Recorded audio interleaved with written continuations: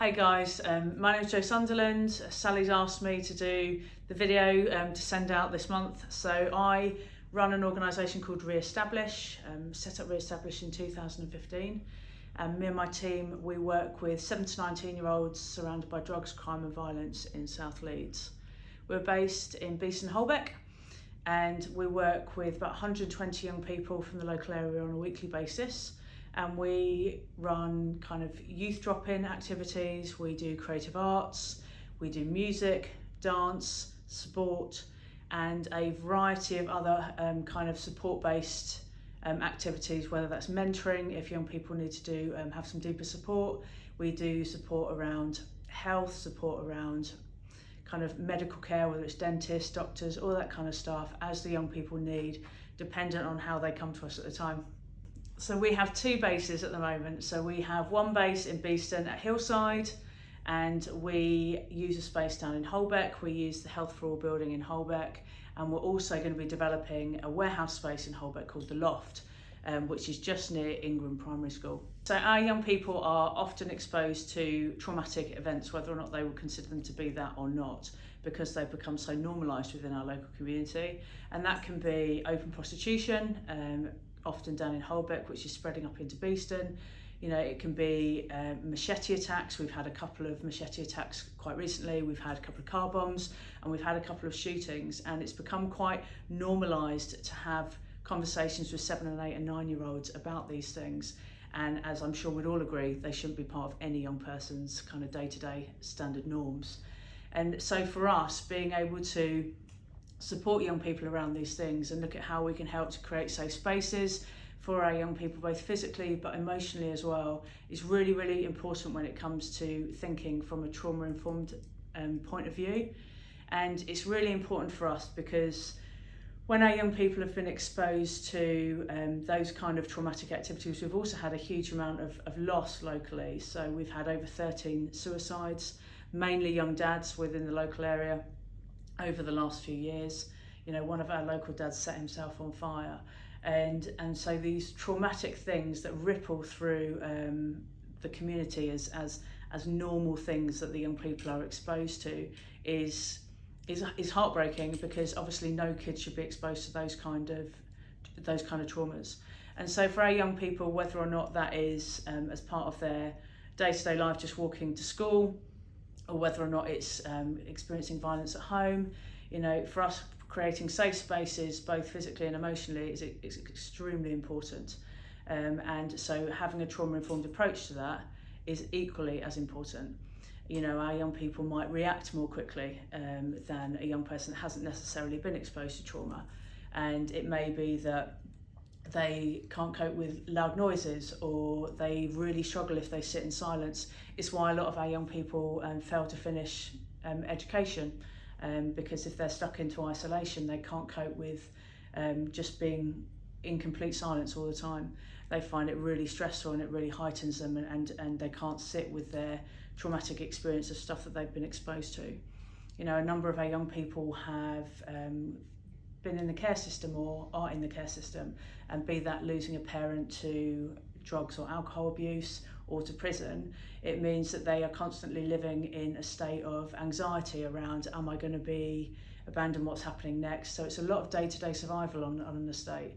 And so having a trauma-informed approach from that point of view is also really important.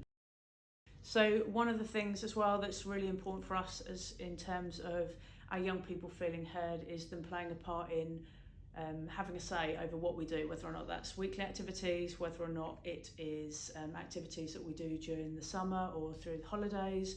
So they get to choose the kind of trips that they go on. They've played parts in putting videos together around mental health and their own needs, and how they need to be heard, and when it comes to their own identity, creating safe spaces where they are very much accepted as they are from where they are is really, really important for us. So we very much have an open doors policy when it comes to our young people and those who are involved in the stuff that we do. We do deeper sessions, we do group work sessions, we've done stuff around kind of knife crime and vulnerabilities locally. We've also done sessions around identity and who we are as people. And so understanding people's innate value is extremely important through the work that we do. And all of the stuff that we do is very much based on long-term trusting relationships with team. The team that we've got is really, really important. You're only as good as the team that you've got in terms of delivering anything in areas like we're based, and in any work with any young person, relationship is key. And so having that trusting relationship is essential to building trust and to breaking down some of the walls that go up when young people have experienced trauma. Having been through a pandemic and having supported community through our current cost of living crisis, it becomes very apparent just how much people are struggling to survive, and that can be true of both team as well as our families that we support. And so supporting your team as well as the community that we're based in is extremely important, because of the amount that our kids are exposed to. It's really important that team have the same level of support so that they can process their own emotional needs, as well as so that they can support the team and the kids at the same time. This is Lily. She is the newest addition to our team and is essentially our emotional support for many of our young people, and is also super cute in the process. We've learnt to develop and adapt as it's become really apparent in terms of the needs of our young people in the community.